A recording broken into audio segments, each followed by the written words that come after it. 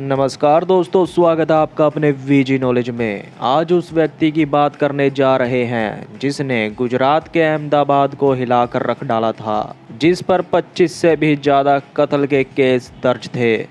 उस 30 साल के लड़के ने अहमदाबाद में मचा डाली थी दहशत। जी हाँ, यहाँ बात कर रहे हैं शबीर शेख मियाँ उर्फ पाचिया भाई की।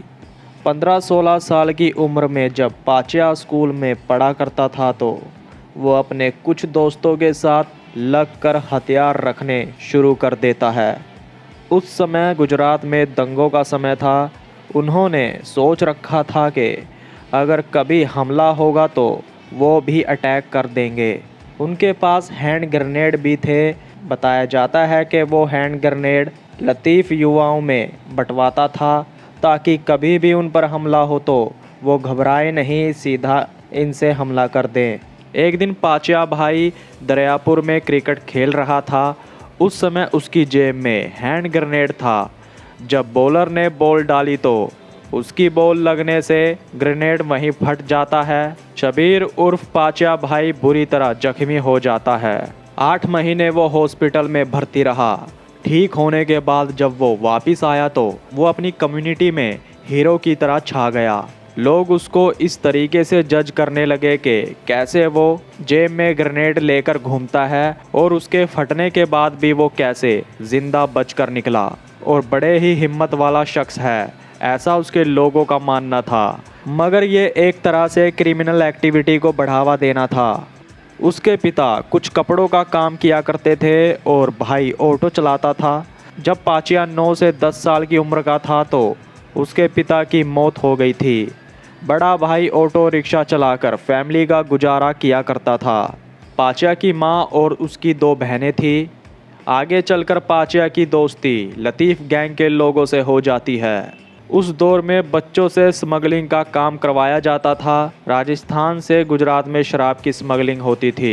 सामान को मिनटों में टेम्पो में रखा जाता था। एरिया बटा होता था। सामान को उतार कर वो बच्चे बताए गए घरों में रख दिया करते थे। उन्हीं दिनों में उसका नाम पाचिया भाई पड़ा था।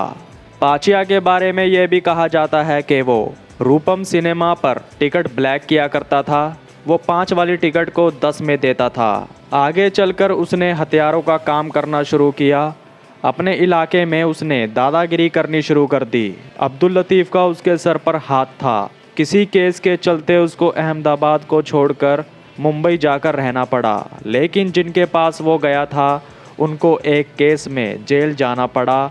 उनके साथ पाचिया को भी आर्थर रोड जेल जाना पड़ा था। वो अपनी जगह से दूर मुंबई की जेल में 6 महीने बंद रहा। लगभग उसकी उम्र उस समय 19 से 20 साल की थी। ये वो समय था जब शरीफ खान पठान उर्फ छोटा दाऊद पठान गैंग के लिए काम किया करता था। जी हाँ, वही छोटा दाऊद जिसने मुन्ना गुप्ता के साथ मिलकर हमीद को बार में मारा था। जिनको मुन्ना गुप्ता, हमीद और छोटा दाऊद के बारे में जानना है, उन वीडियोस का लिंक हम इस वीडियो के डिस्क्रिप्शन में डाल देंगे। जिनको देखना हो देख लीजिएगा। पाचिया भाई की दोस्ती शरीफ खान उर्फ छोटा दाऊद के साथ हो जाती है।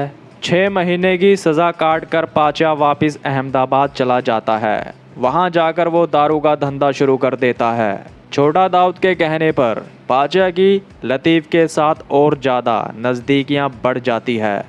पाचिया भाई का नाम होने लगा। वहीं दूसरी तरफ लतीफ़ और नवाब खान गैंग के बीच में दुश्मनी बढ़ती जा रही थी। अहमदाबाद में दोनों एक दूसरे के लोगों को मार रहे थे। लतीफ़ के लिए पाचिया ने कई मर्डर किए। अपनी सुरक्षा के लिए उस समय नवाब खान ने मुंबई से कई लोग बुलवाए, जिनमें कोलीवाड़ा का रहने वाला कमलजीत नाम का शख्स भी था। मगर पाचिया भाई ने उनकी गैंग के 24 से 25 लोगों को मौत के घाट उतार दिया था। जिनको उसने मारा था वो भी बहुत डेयरिंग थे। 1993 में अहमदाबाद में पालदी रोड पर वीएस हॉस्पिटल के इमरजेंसी में उसके दुश्मन दाखिल थे। कुछ दिन पहले ही उनका पाचा के साथ झगड़ा हुआ था। आईसीसीयू यूनिट में वो लोग भर्ती थे। कहते हैं पाचा अपने हाथों में 2 लोडेड इंपोर्टेड पिस्टल लेकर उस हॉस्पिटल के आईसीयू में जा बढ़ता है और एक के बाद एक ताबड़तोड़ गोलियां चलानी शुरू कर देता है। गोलियां खत्म होने के बाद वो मैगजीन चेंज करता है, फिर गोलियों की बौछार कर डालता है। वहाँ 4 लोग मौजूद थे। किसी के बचने की कोई उम्मीद नहीं थी, मगर कहते हैं वो 4 के 4 लोग बच गए थे। वो जख्मी ऐसे हुए लग रहा था वो बच नहीं पाएंगे, लेकिन लकीली वो बच गए। जख्मी हुए लोगों में से एक पप्पू खान था, जो कि नवाब खान का बेटा था। वो आज भी जिंदा है। आज के दौर में पप्पू खान और बाबा खान दोनों भाई कंस्ट्रक्शन का बिजनेस चलाते हैं और बड़े बिल्डर्स में गिने जाते हैं। उस इंसिडेंट के बाद नवाब खान के लोग पाचा को ढूंढने में लगे थे। शरीफ खान पठान उर्फ छोटा दाऊद लतीफ़ के कहने पर अहमदाबाद आया था। छोटा दाऊद को किलिंग मशीन कहा जाता था। 100 से भी ज़्यादा हत्या वो कर चुका था। छोटा दाऊद के बारे में कहा जाता है कि उसका निशाना कभी नहीं चूकता था। जब छोटा दाऊद वहां आया तो वो लतीफ़ के पास नहीं आता, क्योंकि पुलिस ने लतीफ़ पर नज़रें बनाई हुई थी। तो वो अपने दोस्त पाचा के पास जाकर रुकता है। जावेद खान, जो कि छोटा दाऊद का भाई था, वो भी उसके साथ वहीं ठहरता है। पाचा की बहन के साथ जावेद की बात आगे बढ़ जाती है। दोनों नाबालिग थे, दोनों एक दूसरे के प्यार में थे। एक दिन छोटा दाऊद और जावेद मिलकर जिमखाना में 9 लोगों को मौत के घाट उतार देते हैं। वो अहमदाबाद का सबसे बड़ा कांड था। छोटा दाऊद उस समय भागने में कामयाब हो गया था, लेकिन जावेद पुलिस के हत्थे चढ़ जाता है। उसको उम्र कैद की सज़ा हुई।